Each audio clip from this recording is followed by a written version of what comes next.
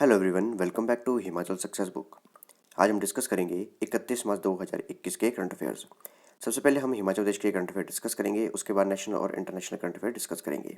Start करते हैं discussion.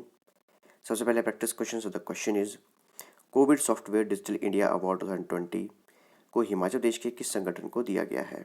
ये 4 ऑप्शन हैं और जो भी करेक्ट आंसर है कमेंट बॉक्स में लिख के दीजिएगा। वीडियो के एंड में हम इसको डिस्कस करेंगे। So the first question is at which place was the exercise Vajra Prahar 2021, the 11th edition of India-US Joint Special Force Exercise held? Bharat और अमेरिका संयुक्त विशेष बलों के 11वें संस्करण वज्र प्रहार 2021 का आयोजन किस स्थान पर किया गया था। ऑप्शन है पठानकोट, बकलोह, दार्जिलिंग, केदारनाथ। देखिए, एक एक्सरसाइज है जिसका नाम है वज्र प्रहार। ये होती है इंडिया और अमेरिका के बीच में। तो अभी ये रिसेंटली हेल्ड हुई, तो कौन सी जगह पे ये कंडक्ट की गई? तो ये कंडक्ट की गई, ऑप्शन बी इसका करेक्ट आंसर है बकलोह। बकलोह जो है चंबा डिस्ट्रिक्ट में है। तो वहाँ पर इंडिया और अमेरिका के बीच में वज्र प्रहार का 11वां एडिशन संस्करण कंप्लीट किया गया।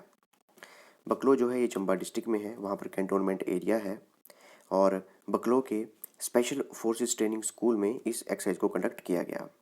इस एक्सरसाइज में जो भी दोनों देशों की आर्मीज़ हैं, इनके बीच में जॉइंटली ट्रेनिंग, प्लान, एग्जीक्यूट और वेरियस ऑपरेशंस को किस तरह से सक्सेसफुल कंप्लीट किया जा सकता है, इस तरह से प्लानिंग, ट्रेनिंग और एग्जीक्यूशन की जाती है। Next is in a review meeting to assess the performance of the states in the implementation of Jal Jeevan mission, union Jal Shakti minister Gajendra Singh Shekhawat gave Himachal Pradesh status as which state. Jal Jeevan mission के कार्यान्वयन में राज्यों के प्रदर्शन का आंकलन करने के लिए एक समीक्षा बैठक में केंद्रीय जल ऊर्जा मंत्री गजेंद्र सिंह शेखावत ने हिमाचल को किस राज्य का दर्जा दिया है। ऑप्शन है high performing state, low performer state, average performer state, mean performer state. Correct answer है option A, high performer state. देखिए, एक रिव्यू मीटिंग थी और रिव्यू मीटिंग की अध्यक्षता की गई हमारे यूनियन जल शक्ति मिनिस्टर गजेंद्र सिंह शेखावत द्वारा। और उस रिव्यू मीटिंग में हिमाचल प्रदेश की जो परफॉर्मेंस है काफ़ी हाई थी, इसलिए हिमाचल प्रदेश को हाई परफॉर्मेंस स्टेट का दर्जा दिया गया हमारे यूनियन जल शक्ति मिनिस्टर गजेंद्र सिंह शेखावत द्वारा। तो हाई परफॉर्मेंस स्टेट का दर्जा मिलने के बाद हिमाचल प्रदेश को अब इंसेंटिव फंड भी मिलेगा और जल जीवन मिशन को अच्छी तरह से इम्प्लीमेंट करने के लिए हिमाचल प्रदेश को 2020-21 के फाइनेंशियल ईयर में जो प्रोग्रेस की थी उसके लिए 221 करोड़ रुपए का इंसेंटिव दिया जाएगा। इसके अलावा हिमाचल प्रदेश में जो भी जल जीवन मिशन के अंतर्गत कार्य किए गए उनमें 326.20 करोड़ रुपए इम्प्लीमेंट किए गए थे, लागू किए गए थे और जो प्रोग्रेस है काफ़ी अच्छी शो की गई। अगर बात की जाए जल जीवन मिशन की, 15 अगस्त 2019 से ही इस जल जीवन मिशन को पूरे भारत में राज्यों के साथ मिलकर केंद्र सरकार इम्प्लीमेंट कर रही है। और केंद्र सरकार यानी कि भारत सरकार ने यह लक्ष्य रखा है कि वर्ष 2024 तक हर घर में, हर ग्रामीण घर में टैप वाटर कनेक्शन प्रोवाइड किया जाएगा। बात करें यूनियन जल शक्ति मिनिस्ट्री की, ये हैं गजेंद्र सिंह शेखावत और इनकी कॉन्स्टिट्यूंसी है जोधपुर, जो कि है राजस्थान में। By which year Himachal Pradesh has targeted 100% coverage of tap water connection in its rural areas? Himachal Pradesh ने किस वर्ष तक अपने ग्रामीण क्षेत्रों में नल जल कनेक्शन के 100% कवरेज का लक्ष्य रखा है। ऑप्शन है 2021, 22, 23, 24। करेक्ट आंसर है ऑप्शन बी 2022। तो हिमाचल प्रदेश ने ये लक्ष्य रखा है कि वर्ष 2022 तक हिमाचल प्रदेश के जितने भी ग्रामीण क्षेत्रों में घर हैं वहाँ पर 100% जल कनेक्शन दिए जाएंगे। और हमारे इंडिया का जो लक्ष्य है, भारत सरकार का लक्ष्य है, वो है 2024 तक का। तो हिमाचल प्रदेश सरकार ने गोल रखा है कि अगस्त 2022 तक जो भी हिमाचल प्रदेश के रूरल एरियाज़ में हाउस होल्ड है वहाँ पर 100% कवरेज की जाएगी टैप वाटर कनेक्शन की। और हमारी केंद्र सरकार का लक्ष्य है कि 2024 तक ये लक्ष्य पूरा किया जाएगा। हिमाचल प्रदेश के लगभग 17 लाख रूरल हाउस होल्ड हैं, जिनमें से कि लगभग 12.95 लाख यानी कि 76% को जो है टैप वाटर सप्लाई दी जा चुकी है। इसके अलावा वित्तीय वर्ष 2020-21 में 3,73,000 हाउस होल्ड हैं जिन्हें कि टैप वाटर कनेक्शन दिया गया और जो टारगेट रखा था वो था 2.44 लाख। और हिमाचल प्रदेश के 8,346 गाँव में जितने भी हाउस होल्ड हैं वहाँ पर अभी तक टैप वाटर कनेक्शन दिया जा चुका है। इसके अलावा जो गांव बचे अब उनमें टैप वाटर कनेक्शन दिया जाएगा। How many districts of Himachal Pradesh have became 100% हर घर जल डिस्ट्रिक्ट। हिमाचल प्रदेश के कितने जिले 100% हर घर जल जिले बन गए हैं? ऑप्शन है 2, 3, 7, 9। करेक्ट आंसर है ऑप्शन बी 3। तो हिमाचल प्रदेश के 3 डिस्ट्रिक्ट 3 जिले ऐसे हैं जो कि 100% हर घर जल जिले बन चुके हैं। वो हैं किन्नौर, लाहौल स्पीति और ऊना। इसके अलावा अगर हम अपने पूरे भारत में देखें तो यहाँ पर जल जीवन मिशन के अंतर्गत 3.98 करोड़ हाउस होल्ड हैं जिन्हें कि टैप वाटर कनेक्शन दिया जा चुका है। इसके अलावा जो प्रोग्रेस है पहले थी 3.23 करोड़ यानी कि 17%, और अब इससे इंक्रीज हो चुकी है 7.21 करोड़ यानी कि 37.6% जो है रूरल हाउस होल्ड में टैप वाटर कनेक्शन दिया जा चुका है। इसके अलावा अगर बात की जाए कि कौन कौन से स्टेट या यूटीज़ जो हैं हर घर जल स्टेट यूटीज़ बन चुकी हैं, तो अंडमान एंड निकोबार आइलैंड, गोवा और तेलंगाना, मात्र 3 ये स्टेट या यूटीज़ हैं जो कि हर घर जल स्टेट यूटीज़ बन चुकी हैं। और हिमाचल प्रदेश की 3 डिस्ट्रिक्ट्स हैं जो कि 100% हर घर जल डिस्ट्रिक्ट्स बन चुकी हैं। वो हैं किन्नौर, लाहौल स्पीति और Una. Who is the chairman of the Himachal Pradesh board of school education Dharamshala? Himachal Pradesh school शिक्षा बोर्ड धर्मशाला के अध्यक्ष कौन हैं? ऑप्शन है सुरेश कुमार सोनी, अक्षय सूद, बलवंत राम, आर के बंसल। करेक्ट आंसर है ऑप्शन ए सुरेश कुमार सोनी। ये है सुरेश कुमार सोनी और ये चेयरमैन है Himachal Pradesh board of school education के।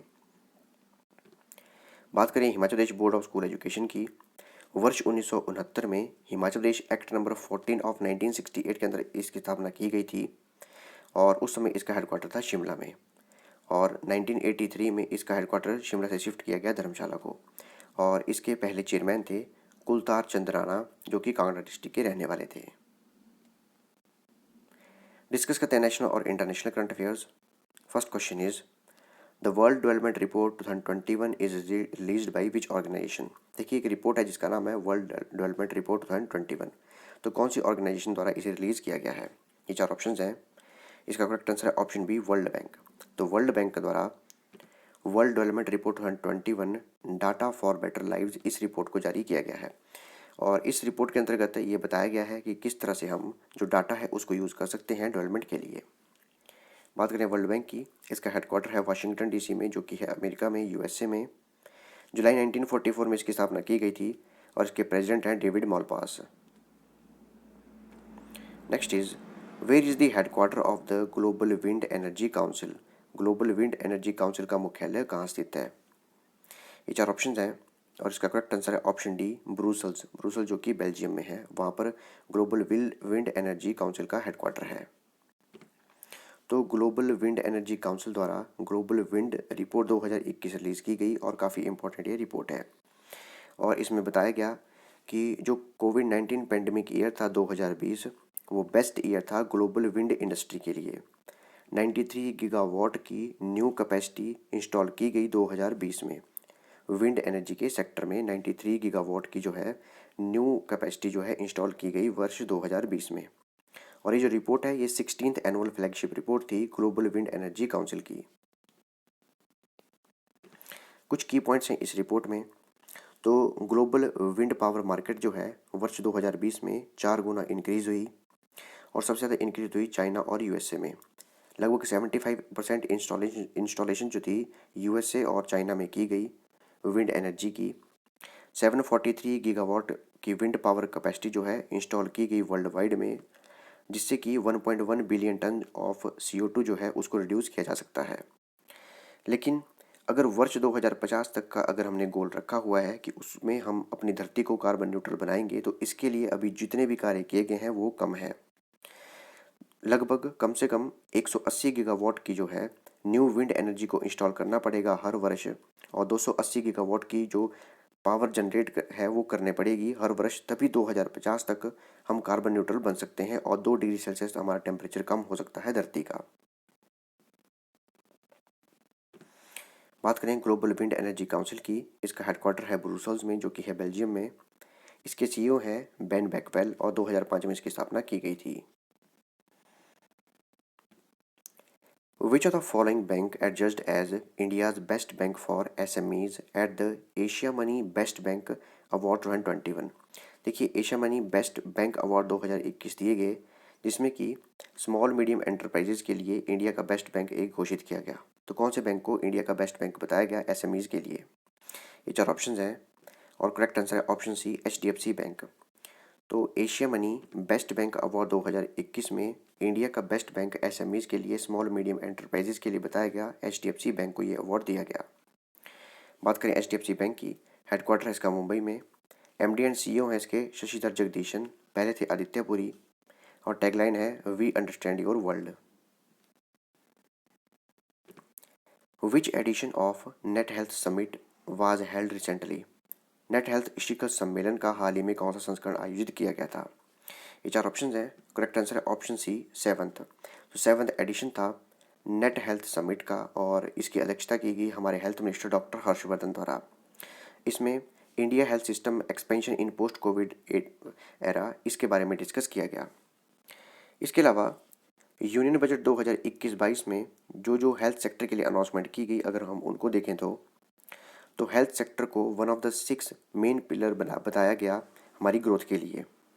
और वित्तीय वर्ष 2021-22 के लिए जो बजट अनाउंसमेंट की गई, उसमें हेल्थ सेक्टर के लिए 2,23,846 करोड़ की अलॉटमेंट की गई है, जो कि लगभग 137% इंक्रीज़ है 2020-21 के कंपैरिजन में। इसके अलावा सरकार द्वारा ये लक्ष्य भी रखा गया है कि हेल्थ एक्सपेंडिचर को 2.5% ऑफ जीडीपी इंक्रीज किया जाएगा 2025 तक।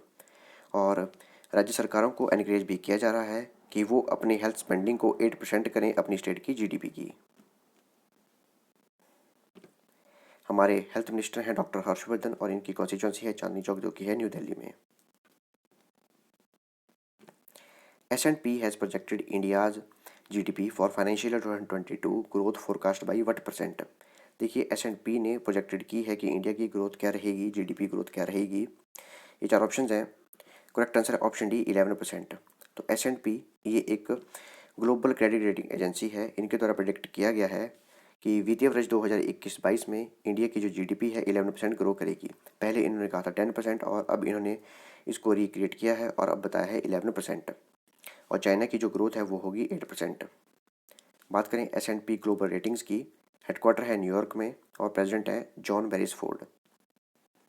इसके अलावा कुछ और एजेंसीज भी हैं जिन्होंने की अनाउंसमेंट की थी कि इंडिया की क्या क्या जीडीपी ग्रोथ रहेगी। तो मूडीज़ की एनालिसिस के द्वारा कैलेंडर ईयर 2021 में 12% ग्रो करेगी इंडिया की जीडीपी। सीरिसिल के अकॉर्डिंग फाइनेंशियल ईयर 2022 में इंडिया की 11% इंक्रीज़ करेगी। OECD के अकॉर्डिंग 12.6% इंक्रीज़ करेगी फाइनेंशियल ईयर 2022 में। और फिच के अकॉर्डिंग 12.8% इंक्रीज़ करेगी इंडिया की जीडीपी फाइनेंशियल ईयर 2021-22 में। और S&P ने अभी अनाउंसमेंट की है इंडिया की जीडीपी 11% ग्रो करेगी फाइनेंशियल ईयर 2021-22 में। Who has been appointed as the chairperson of standing conference of public enterprises, that is scope? तो स्कोप के नए अध्यक्ष कौन बने हैं? ये 4 ऑप्शन हैं। करेक्ट आंसर है ऑप्शन ए, सोमा मंडल। सोमा मंडल ये steel authority of India limited की चेयरपर्सन भी हैं, और अब इन्हें standing conference of public enterprises scope का चेयरपर्सन भी बनाया गया है। ये हैं सोमा मंडल। बात करें steel authority of India limited की, इसका हेडक्वार्टर है न्यू दिल्ली में, और 19 जनवरी 1954 में इसकी स्थापना की गई थी। Which of the following state launched I learn for community health officers? निम्न में से किस राज्य ने सामुदायिक स्वास्थ्य अधिकारियों के लिए आई लर्न लॉन्च किया है? ये 4 ऑप्शन हैं। करेक्ट आंसर है ऑप्शन सी, नागालैंड। तो नागालैंड के हेल्थ मिनिस्टर ने कम्युनिटी हेल्थ ऑफिसर्स के लिए आई लर्न प्लेटफॉर्म लॉन्च किया है। नागालैंड की कैपिटल है कोहिमा, चीफ मिनिस्टर है नेफ्यू रियो, और गवर्नर है RN Ravi. Name the giant container ship that blocked traffic in the Suez canal? Suez नहर में यातायात अवरुद्ध करने के वाले विशाल कंटेनर जहाज का नाम बताइए। देखिए, अब इसे रिमूव कर दिया गया है, हटा दिया गया है स्वेज नहर से। तो पहले यातायात अवरुद्ध हो चुका था वहाँ पे। तो इस जायंट शिप कंटेनर का नाम क्या है? ये 4 ऑप्शन हैं। करेक्ट आंसर है ऑप्शन बी, एवर गिवन। तो एवर गिवन इसका नाम है। देखिए, इस तरह से इसने पूरा पाथ ब्लॉक कर दिया था स्वेज कैनाल में। इसका नाम है एवर गिवन, और जो कंपनी इसको ऑपरेट करती है वो है एवरग्रीन। कन्फ्यूजन मत रखिएगा, क्योंकि यहाँ पे जो शो हो रहा है वो हो रहा है एवरग्रीन। तो इसका नाम है एवर गिवन, और कंपनी जो इसको ऑपरेट करती है वो है एवरग्रीन मरीन। पनामा सिटी में रजिस्टर्ड है ये और जापान द्वारा इसे बिल्ड किया गया है। बात करें सुएज नहर की, अगर मैप में देखें यहाँ पर है इंडिया। तो अगर बाया शिप अगर हम इंडिया से यूके यूरोप जाना चाहते हैं तो हमारे पास दो रास्ते हैं। एक तो बाया अफ्रीकन कॉन्टिनेंट के बाहर से होके या फिर बाया सुएज कैनाल होके। तो सुएज कैनाल को इसलिए डेवलप किया गया था ताकि टाइम कम कंज्यूम हो और हमारी टाइम की बचत भी हो, इसीलिए सुएज कैनाल को बिल्ड किया गया था। तो सुएज कैनाल के जरिए मेडिटेरियन सी और रेड सी को कनेक्ट किया गया था और सुएज कैनाल जो है ये इजिप्ट में बनाई गई है और इसके बिल्कुल सेंटर में है ग्रेट बिटर लेक। इसकी टोटल लेंथ है 193.3 किलोमीटर। 25 सितंबर 1859 में इसकी कंस्ट्रक्शन शुरू की थी और 17 नवंबर 1869 में इसकी कंस्ट्रक्शन कंप्लीट हो गई थी। Which of the following state recently organized banana festival in the state? निम्न में से किस राज्य ने हाल ही में राज्य में केले महोत्सव यानी कि बनाना फेस्टिवल का आयोजन किया? ये चार ऑप्शंस हैं। करेक्ट आंसर है ऑप्शन सी उत्तर प्रदेश। तो उत्तर प्रदेश में बनाना फेस्टिवल मनाया गया। सिर्फ इतना याद रखिएगा, उत्तर प्रदेश के कुशीनगर में बनाना फेस्टिवल मनाया गया। उत्तर प्रदेश की कैपिटल है लखनऊ, गवर्नर है आनंदीबेन पटेल और चीफ मिनिस्टर है योगी आदित्यनाथ। डिस्कस करते हैं practice question. The question is Covid software digital India award 2020 को हिमाचल प्रदेश के किस संगठन को दिया गया? ये चार ऑप्शन है। करेक्ट आंसर है ऑप्शन सी NIC हिमाचल। तो NIC हिमाचल को covid software digital India award 2020 से नवाजा गया क्योंकि कोविड-19 software sample collection management system को इन्होंने बिल्डअप किया था और इन्हें पेंडेमिक कैटेगरी में ये अवार्ड दिया गया। तो ये थी हमारी आज की डिस्कशन और अगर आपको इस सेशन की PDF चाहिए तो आप मेरे टेलीग्राम चैनल से ले सकते हैं। टेलीग्राम पे सर्च कीजिए हिमाचल सक्सेस बुक और वहाँ से आप इस सेशन की PDF प्राप्त कर सकते हैं। मिलते हैं नेक्स्ट डिस्कशन में। Thanks for watching video. Do like share and subscribe my channel.